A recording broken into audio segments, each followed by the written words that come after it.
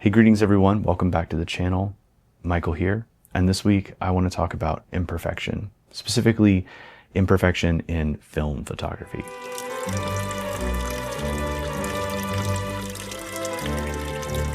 So these past few weeks I have been shooting a lot of film. And when I say a lot, I mean just a handful of rolls here and there. I don't really know exactly why, but I haven't really been picking up my digital cameras and I've just been focusing on shooting film. And film has revealed to me some things about myself and my own tendencies as a photographer. It's also revealed some weaknesses, and then it's also just revealed some frustrations altogether. So I want to start with some fails with film. And my biggest fail, hands down, is this right here. This is a Ricoh R1s. This camera was the sort of precursor to the Ricoh GR series. It has a 30mm f3.5 lens. It is very compact. It can slip in your pocket. It takes 35mm film, and it is a very simple camera to use. However, this one is broken and doesn't work, and I didn't know that until after 2 rolls of blank film. So, major fail. I picked this up off of eBay. I did not pay a lot of money for this. I paid like 20 or 30 bucks. I knew going into it that it possibly could be a risk. I actually spent more money on film with this thing than I did on the camera itself. So I don't really feel bad about it being broken.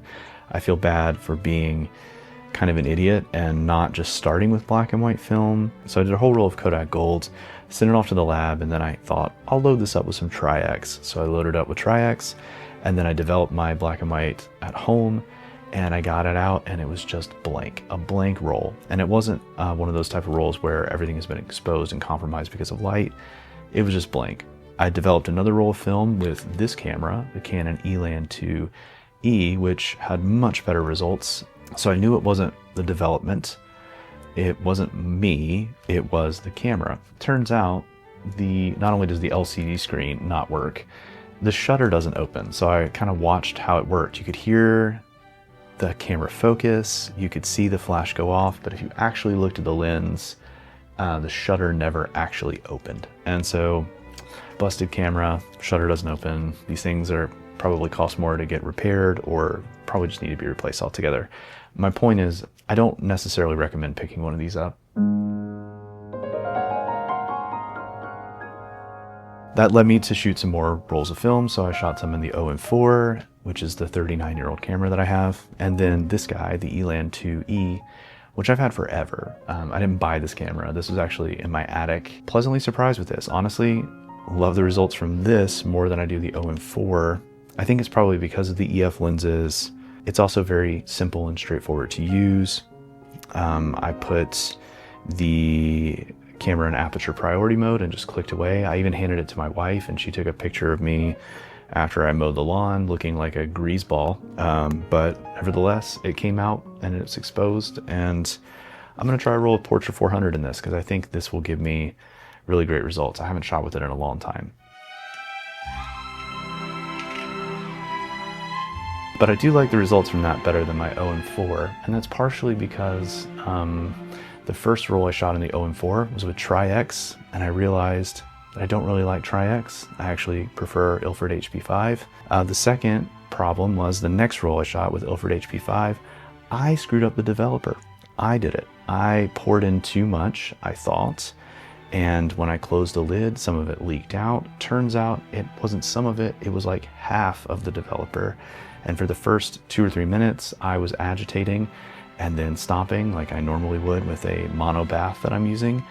And yeah, there was only about half of a developer in there, not to cover the whole frame. I ended up adding more developer, adjusting the time a little bit, agitating a little more, but the damage had already been done. And I'll show you some of those images too, because my wife said, yeah, they're messed up, but they actually look kind of cool. So 2 rolls with the Owen that I just did not love. One, because it was Tri-X, and I just don't resonate with it. And then the other, Ilford HP5, that I screwed up in development. Again, a fail. A fail on the part of film.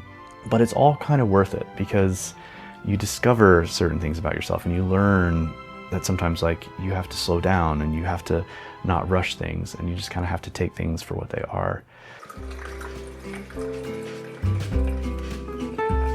I shot 2 rolls with this guy, the Rolleiflex 3.5T. This is my favorite way to shoot film. When it comes to shooting film, medium format TLR cameras are my favorite. 6x6 is my favorite format. My second favorite is 6x7. I used to shoot with it all the time. My wife and I went through about 2 or 3 years worth of film photos that I took kind of around the time that she and I started. She and I got married, we were engaged, had our first child.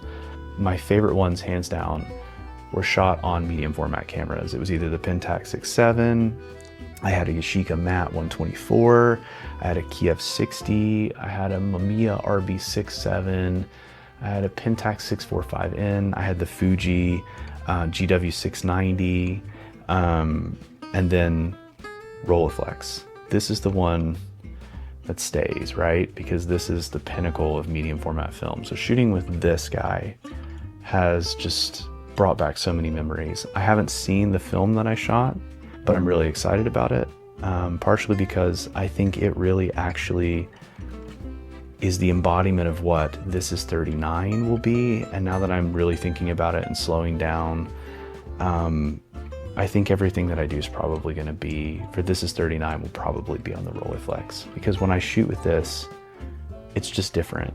I slow down, I'm not rushing, I'm in the moment, I'm okay with only taking 1 frame of something and then I move on.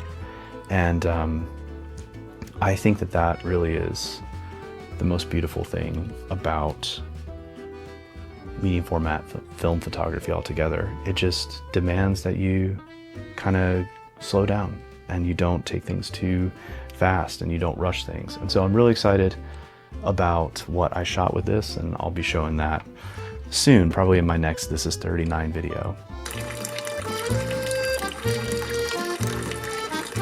I dug out another camera that was in my closet. It was my Land Camera 670, or not 670, my Land Camera SX70 Polaroid camera that my aunt gave me several years ago. And I just turned it on and clicked it, and I realized there was still film in it. I tried to take a picture of my wife and a cat that has shown up in our neighborhood that she has called Bright Eyes. It was a mom cat, a feral cat. We've been sort of taking care of this cat and the kittens. And so I took a picture of her, and it came out very faint. But that really, the bug of Polaroid kicked back in. It's like, oh my God, I miss Polaroid so much. Because along with shooting medium format film, I used to shoot Polaroids all the time. I had one of those like Land Camera types. And then I had the back for the Mamiya RB 6.7 that could do Polaroids. And I loved that thing so much. And then I had Polaroid cameras too that I used, the SX70. That really was just a joy to shoot. And so one of the things that I've been really mulling over after I sold all of that equipment was like, maybe you can treat yourself to a couple of things and not be so rigid on your own rules. And so after really looking at my options, I did not get the i2. I got the new Polaroid Flip. And this camera is, I want to say it's a lot of fun, but I'm treating this kind of like medium format. I'm not just shooting a bunch of film with this.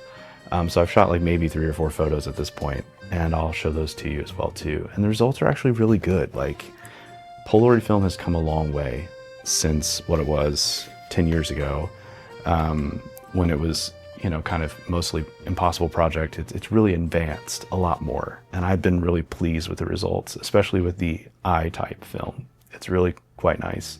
I'll show you a handful of images, the ones that I actually want to show you. Again, some of mistakes were made. Some photos look good, some photos don't. This is just where I am, you know, shooting life, not intending to be analog, but for whatever reason, it's been an analog month. So check this out.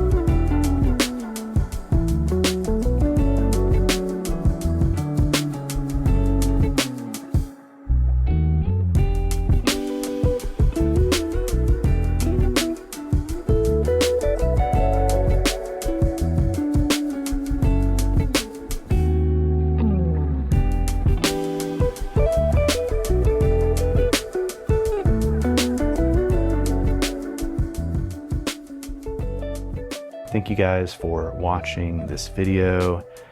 I hope that you enjoyed it, and I hope it inspires you to go out and shoot and make mistakes and have a great time doing so.